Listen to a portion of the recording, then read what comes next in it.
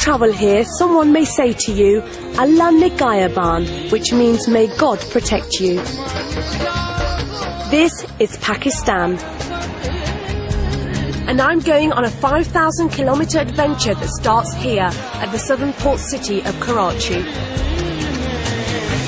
I'll be travelling through a country that's very much part of me, but one that I've never seen before.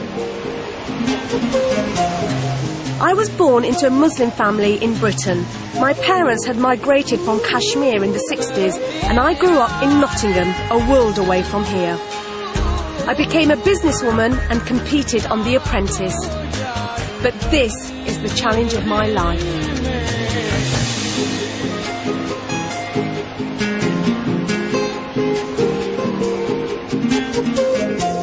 From Karachi, I'll be passing through the deserts and plains of the Indus Valley and onto the historic city of Lahore. Then I'll be heading into the towering mountain ranges of northern Pakistan. And with a brief stop in the capital city of Islamabad, I'll end my journey at the one place I do know, my family's hometown in Kashmir. I want to find out whether this country can ever be my Pakistan, a place that I can think of as home. And 60 years after Pakistan was created, I want to see for myself what it has become and where it's heading. Much of the country is under a kind of international curfew right now. Only a few hundred tourists venture beyond the cities each year. Which means that there are hidden treasures here. This is a country where a centuries-old culture spills out everywhere onto the streets and knocks you over if you're not careful.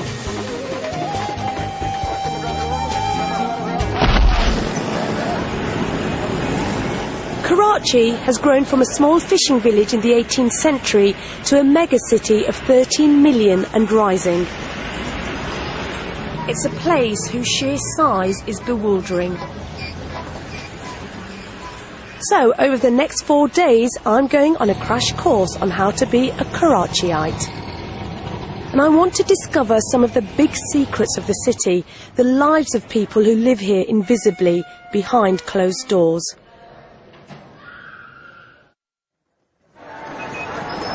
Day one just happens to be Prophet Muhammad's birthday, and the streets in the centre of Karachi are completely blocked by a vast rally. From a distance, this all looks quite like a carnival. Crowded, yes, but harmless enough. But as I walk into the street, I suddenly feel a little anxious, because I realise, as do all the men, that I'm the only woman here. I suppose this sums up what a lot of people think of Pakistan, a place full of large fanatical crowds. Actually, this celebration really is quite harmless, and anyway, not everything in Pakistan is as it seems.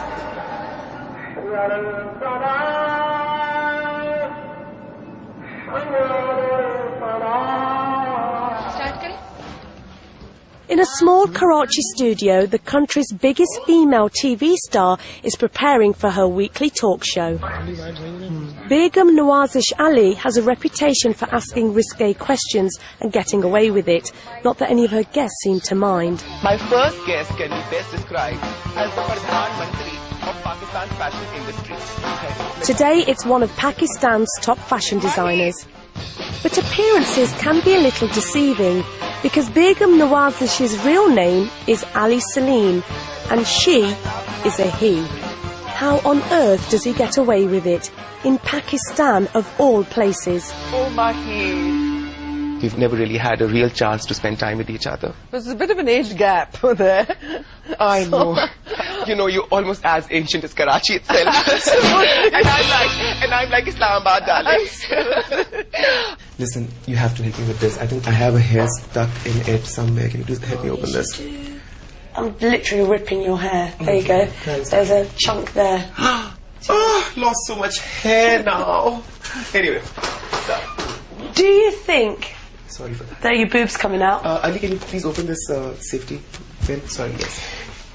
I mean, how do you describe yourself? How do you describe who you are? I mean... You know what? You've just asked me a very difficult question. I can't describe myself. I really don't know myself. I am a man who likes to...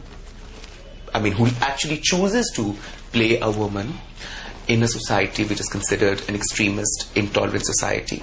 But I get nothing but respect and adoration. And I'm talking about even grassroots level people. I'm talking about cab drivers. I'm talking about all kinds of people. I've never received any death threats or any threatening calls or anything of that sort. Why do you think that is? Because I think Pakistanis are not actually as they are perceived by the West. I think Pakistanis are very chilled, happy-go-lucky, wanting to enjoy the moment kind of people. Actually, see, Pakistanis have been so bogged down with so many problems, and then this whole war on terror has really terrorized us, you know. If at all we have been the worst victims, we have been the worst victims. Ali Salim's ambitions extend well beyond his television show, or so he says. I have a feeling that for Ali, everything is a performance. Ali, would you like to get into politics yourself? I would love to. I wanted always to be the Prime Minister of this country because I think that I, and only I, have the power to liberate the people of Pakistan. Why don't you do it? But, you know, my problem is that I'm too simple and straight a person. Well, not so straight. But, are you straight? Well, I am straight in many ways, really. Depends on how you're asking. Well, I'll ask you a simple question. Yes. Are you bisexual? Are you gay? Are you straight? Sweetie, I am trisexual. Trisexual? Yeah, I try anything that's sexual. Depends on the mood, really. I mean, you know, why discriminate? You know, it's all about having a good time, you know. Why deprive one's own self of good pleasures? You know, I think one should be adventurous. I'm a very adventurous person. I'm a very curious person. As long as you're doing whatever you're doing behind closed doors, or it's about you and me, nobody has a problem. It's when you go out and you start announcing to the world, that is when the society will take you as a threat, and they will say, why is he making such a hullad, you know, such a noise about it, and let's shut him up. Hi, how lovely. Surely, if everything's kept behind locked doors, how are you going to make change? Because there's nobody brave enough to come out and say, this is who we are. We want equality. You know, there are perhaps loads of women out there. Look at me, darling. I came out, and you discredited me just like that. You said nobody's brave enough. I'm hurt and I'm upset. You know, bit of Begum Nawaz is coming back. You know, the makeup going, Begum Nawaz should be going as well, but she keeps coming back all the time. Both Ali and his screen creation seem so at odds with what I thought I'd find here. I'm clearly going to have to change some of my preconceptions about this place.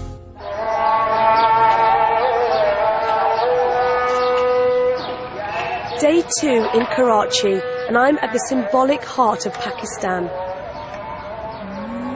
High on a hill and in the centre of the city, Muhammad Ali Jinnah's tomb is today a national shrine.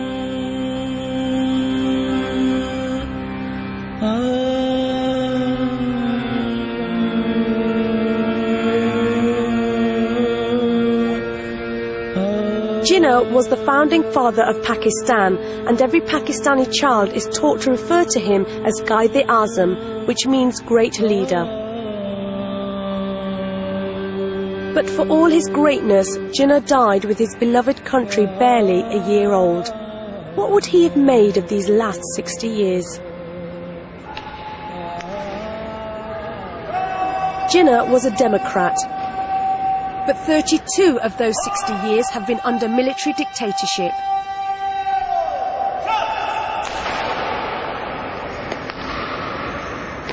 In the 70s and 80s, military rulers encouraged a fundamentalist brand of Islam that was imported from across the Arabian Sea. It contributed to an extremism that has scarred Pakistan's image ever since.